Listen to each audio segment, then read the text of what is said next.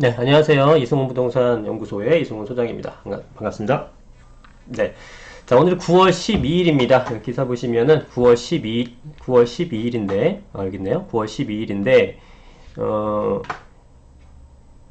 지금 10시 35분인데요. 제가 조금 전에 그 사무실 나와서 기사를 보면서 몇 가지 재밌는 내용이 있어서 좀 알려드리려고, 지금 녹화를 하는 중입니다. 한번 보시죠. 보시죠.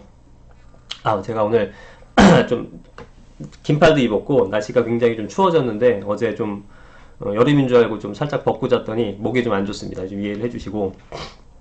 자, 이 첫 번째 기사, 메인 기사부터 볼게요. 공급 확대한다면서 후분양 원가 공개, 공급, 이런 내용인데 뭔지 보겠습니다. 공급 확대한다면서 후분양 원가 공개, 공급 위축 정책의 엇박자, 이런 내용인데요. 뭐 이거 보시는 분들이 완전 초보자분들도 있을 수 있으니까 후분양이 뭔지부터 설명드릴게요. 후분양은 이제 부동산을 지금 우리가 선분양 제도거든요. 그래서 미리 분양을 하고 나서 자금을 받고 그 수분양들한테 자금을 받아갖고 그걸로 사실을 공사하는데 비용으로 사용을 하는 겁니다. 예, 그래서 우리가 분양을 받은 다음에도 상당 기간, 한 2년 반, 3년 정도를 지난 뒤에야 아파트에 입주할 수 있는 건데, 후분양 같은 거는 공정이 한 60에서 80% 정도까지 완공이 된 이후에 분양을 하는 제도가 됩니다. 예. 그리고 이제 원가 공개라는 것은 뭐 말 그대로 해석하시면 되죠. 너는 토지를 어떻게 얼마에 구입했으며, 네가 아파트를 짓는데 이러이러한 재료가 들어갔는데 얼마의 원가를 구성했는지 이런 것들을 공개하라라는 내용입니다. 그래서 이거를 좀 긍정적으로 좀 정부에서 추진하려고 하고 있다라는 내용인데요. 여기에 대해서 자, 정부가 주택 공급 확대 카드를 꺼냄과 동시에 공급을 위축시킬 수 있는 후분양 활성화와 분양원가 공개를 추진하려고 하자 정책에 일관성이 없다는 지적이 나온다. 이런 내용이죠.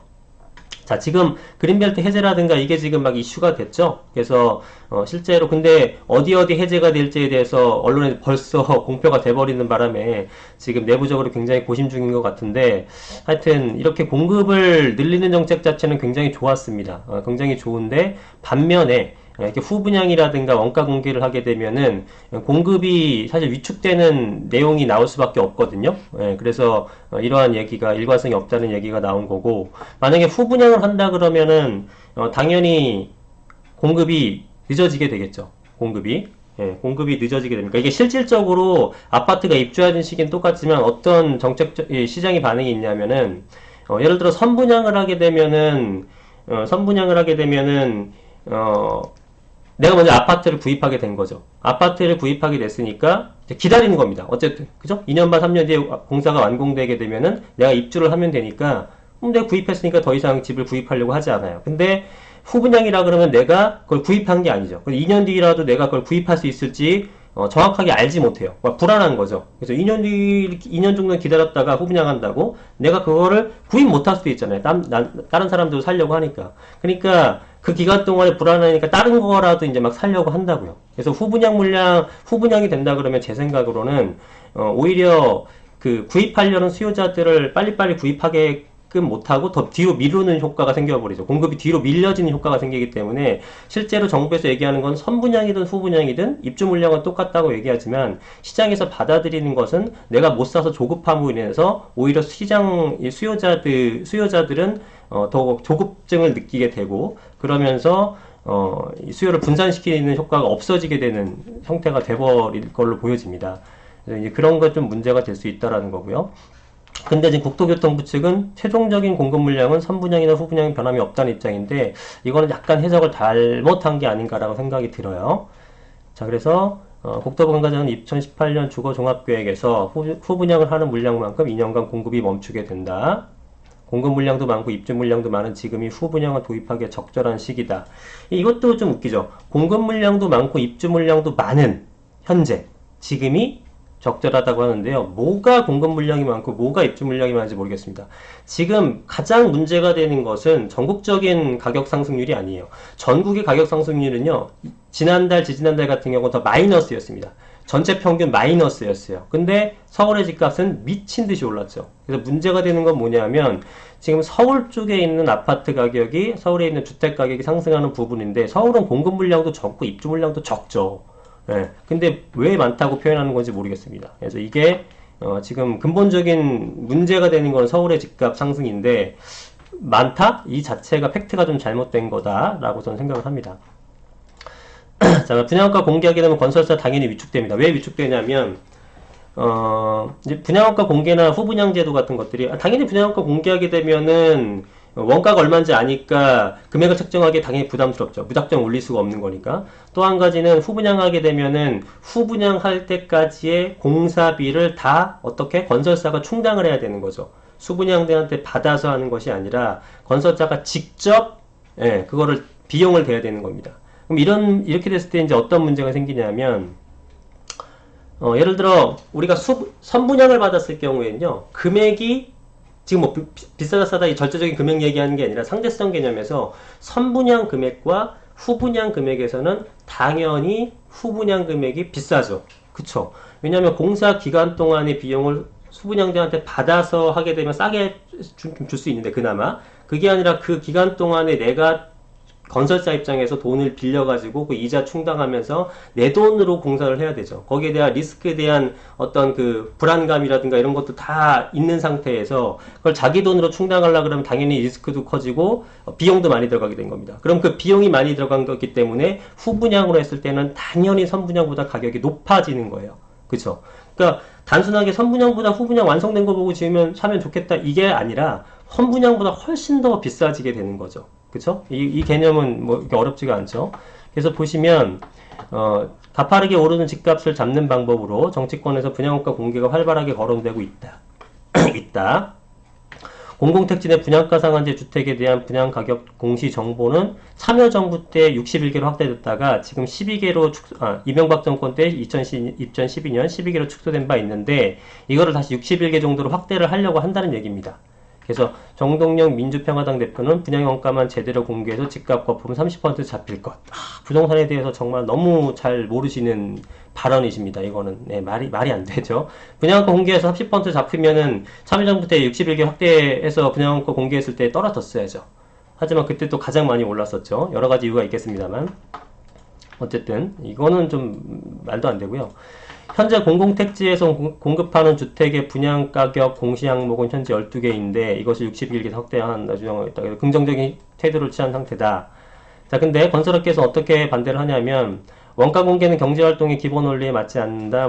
이거는 자기들의 어떤 또 이득도 있으니까 이렇게 표현하는 거고요. 제가 생각하는 것들은 로또 분양만 부추긴다. 요거는 저도 이렇게 발생할 거라고 생각이 들어요. 왜냐면 원가 공개를 했을 때 예를 들어서 원가의 뭐 비용이 이것저것 해서 예를 들어 3억 정도다. 그러면 이 건설사에서 원래는 6억에 팔려고 했어요. 6억에 팔려고 했더니 정부 입장에서는 야 니네가 원가가 3억인데 뭐 6억이나 받아 이득을 그렇게 많이 받아? 아니 안 돼. 5억에 팔아. 이렇게 돼버리는 거죠. 사실상 그렇게 압박이 받아지는 건데 그런데 시장에선 얘네들이 6억으로 했을 때 6억이라는 금액을 책정했던 거는 주변 시세에 맞게끔 책정을 했던 겁니다. 그죠? 주변 시세가 뭐 4억, 5억인데 혼자만 6억 한다고 팔리겠습니까? 미부장 나겠죠? 그러니까 얘네들이 금액을 책정하는 거는 최종적으로 당연히 공급자 입장에서는 시장에서 팔릴 수 있는 시장에서 수요자들이 살 수 있는 최대한의 금액을 책정하는 게 경제학의 기본적인 가격 책정 원리죠. 그쵸? 예, 그런데 그거를 그럼 주변의 시세가 6억 정도에도 팔리는 시세인데 그걸 어거지로 5억에 낮춘다고 하면 당연히 그거는 로또 분양이 되죠. 왜? 분양자만 좋게 되는 겁니다. 그죠? 원래 6억에 분양받으면은 한 뭐 6억 5천 정도까지 5천만 원의 수익을 볼 것을 5억에 분양받게 되니까 분양받은 사람이 이득이 생기는 거죠. 그러니까 건설사의 수익을 그냥 수분양자의 수익으로 바뀌어주는 정도가 되는 거지. 이게 하나가 6억이 아니라 5억에 분양한다고 해서 모든 가격 6억대 형성된 시세가 5억으로 떨어진다? 말이 안 되는 얘기죠. 그죠? 다 떨궜으면 모를까? 지금 분양업계 공개한다는 것은 새 아파트에 한정된 얘기잖아요. 그러니까 뭐 상품이 굉장히 동일한 비슷한 상품이 여러 개가 있는데 그 중에 한 가지만 어거지로 내린다고 해서 전체가 다 내릴 거라고 보는 입장인 거예요. 지금 30% 떨어진다고 발언한 것은. 그게 아니라 다 이 높은 시세인데 나만 떨궈뜨리면은 떨궈진 상태에서 분양받은 사람만 이만큼의 수익을 얻게 되는 거죠. 더 많은 수익을 얻게 되는 거죠. 그러니까 이게 과연 무슨 의미가 있을지 가격에는 아마 잡기는 이런 걸로 잡기는 굉장히 어려울 거라고 보여집니다. 그죠? 공급 자체가 부족한 상태에서 가격을 억지로 내린다고 분양가 공개한다고 해도 이거는 의미가 없지 않을까. 가격을 잡는 거에 있어서는 좀 그렇게 생각을 하고요. 자, 그리고 지금 중견건설사 같은 경우에는 이게 더 건설사도 빈익빈 부익부가 생길 수밖에 없습니다. 자, 보시면 중견건설사 같은 경우는 후분양 공공택지 우선 공급을 해준다는 말이 솔깃하긴 하지만 중견사 입장에서 후분양에 따른 미분양 리스크 등이 더 부담스러운 게 사실이죠. 자기 돈 다 들여가지고 나중에 미분양돼 한번 나버리면 중견건설사는 자금력이 떨어지게 되다 보니까 그냥 한 방에 망하는 거죠. 그죠? 한 방에 망하는 겁니다. 그러면은 이 후분양을 하게 되게 되면 당연히 대기업, 그 대형 건설사만 자금력이 있는 건설사만 또 수주를 더 따게 되고 그렇게 되면 중견건설사는 더 힘들어지게 되는 겁니다. 그래서 별로 좋은 정책은 아닌 것 같긴 한데 한번 내용이 그렇게 나오네요. 자, 그 다음에 다른 뉴스 하나 볼게요. 그 밑에 건 보겠습니다. 한 주체 거래로 집값 올랐다고 규제 엄포에도 9월 거래량 더 늘었다. 자, 이게 뭔지 한번 보겠습니다. 정부가 강력한 부동산 대책을 내놓았다고 이름장 놓았지만 9월 들어서 서울 주택가격 상승폭을 키운 데다 거래량까지 늘고 있다고 합니다. 자, 보세요. 제가 생각해도 이건 금액은 너무 오르고 있긴 한데, 자, 9월 첫째 주 서울 아파트 가격이 0.47%, 한 주에 0.47%가 올랐습니다. 서울 아파트 평균 0.47%, 대략 0.5%라고 하게 되면, 그죠? 52주니까 0.5%면은 한 25, 6%가 오른 거죠. 그죠? 25% 정도 오른 겁니다. 1년에. 그러면은 10억짜리 아파트면은 1년 뒤에 12억 5천 정도가 된 거예요. 이러한 상승률로 간다 그러면. 전주보다 더 올랐고 8월 초에 0.18% 올랐는데 그거보다 좀 더 가파르게 오르고 있다라는 거죠. 자, 그리고 다주택자에 대한 양도세 중과도초가 시행된 4월 이후 잠잠하던 강남 지역 아파트 가격이 다시 오르기 시작했다. 그래서 1%가 올랐고 강동 같은 경우는 1%가 올랐고요. 강동구 같은 경우가 작년 올 초까지 오르다가 한동안 잠잠했어요. 그러더니 다시 올라가는 현상이 보이고 있습니다. 그 다음에 강남 서초, 성파, 강남 상구도 0.5%의 주간 상승률.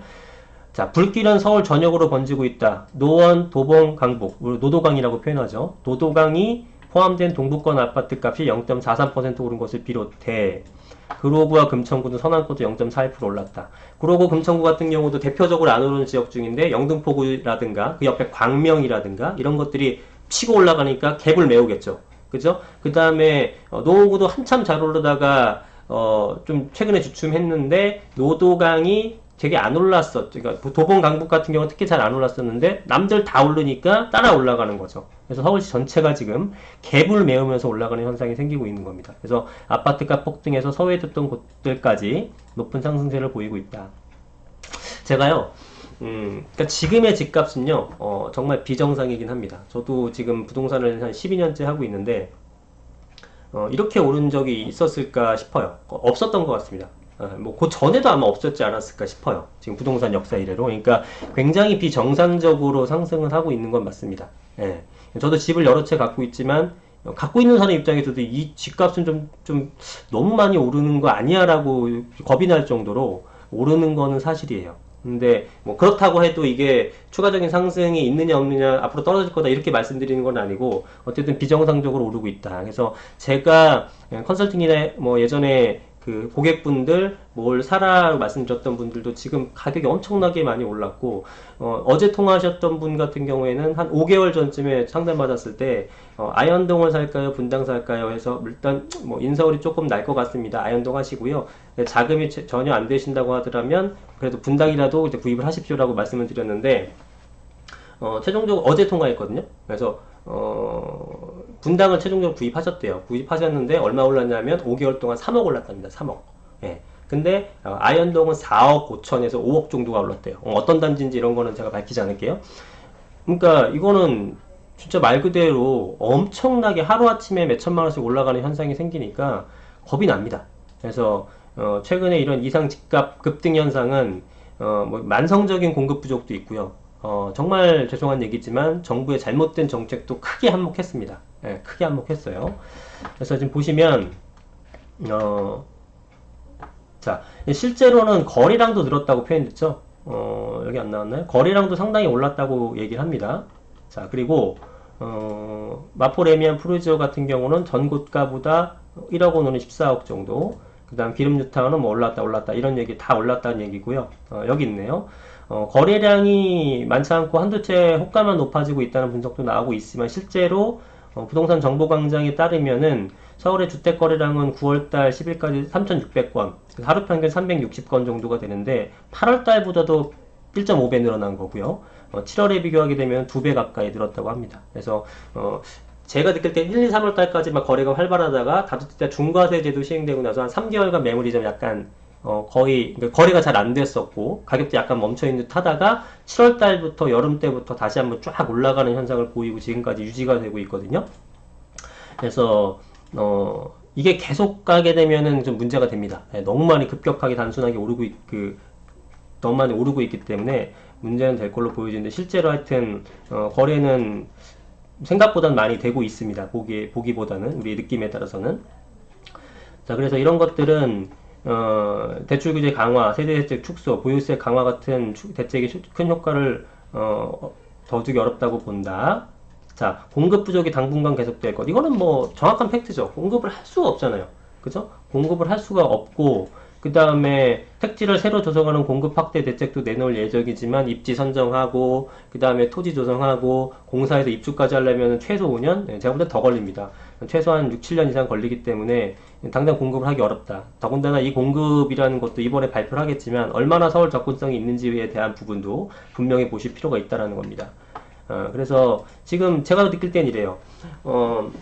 다주택자 중과세 제도가 시행되다 보니까 그 전까지 이제 뭐 어떻게든 뭐 거래량이 좀 활발하게 늘었다가 4월달, 5월달 잠깐 주춤했는데 6, 7월달 되면서부터 보유세에 대한 인상 카드를 만지작거렸잖아요. 발표한다고. 그러니까 그때는 한번 추이를 지켜본 것 같아요. 시장 참여자들이.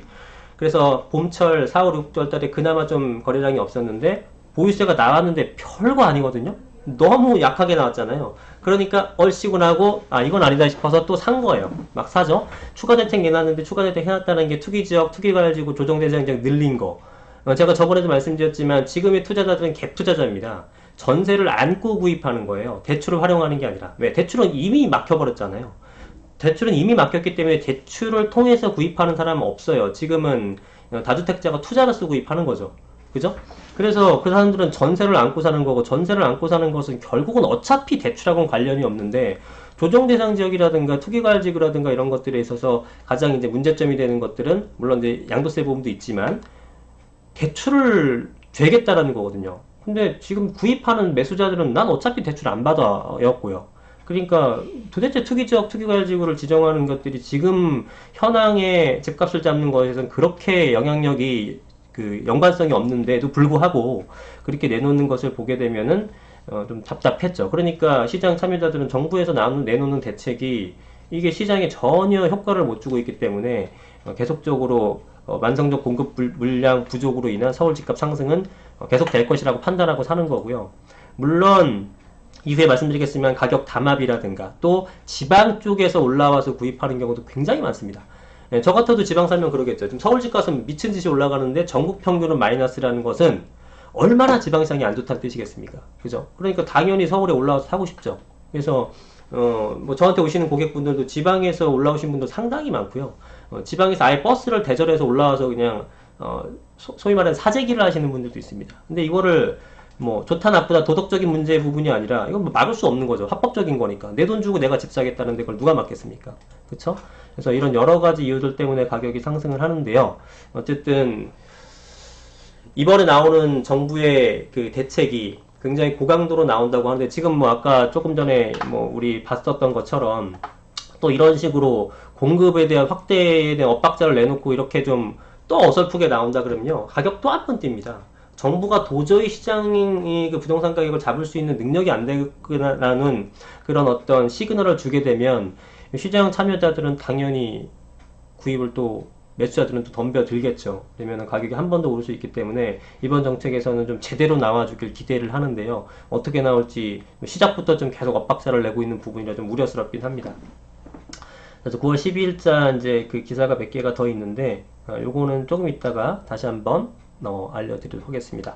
이성부동산 연구소에서 이제 저희가 제가 이제 유튜브 쪽에 영상을 찍으려고 하는 건요. 저희 그 연구소에서 일주일에 한 번씩 매주 목요일 날 오후 2시에 세미나를 진행을 합니다. 주제가 매주 바뀌고요. 그래서 최근에 지역 분석이라든가 소액 투자 같은 것들을 하는데요. 거기에 대한 영상을 올려드릴 거고, 그 다음에 일주일에 한 번씩 공부, 지식, 부동산 지식에 대한 것들을 촬영을 합니다. 그래서 최근에는 세금에 관련된 걸 하고 있고요. 그 일주일에 하나씩 올려드릴 거고, 기사에 대한 분석은 일주일에 한 번 내지 두 번 정도 올려서 거의 매일 업데이트 하면서 여러분들한테 도움을 드릴 예정이니까 많은 분들의 어떤 구독과 좋아요 눌러주시고요.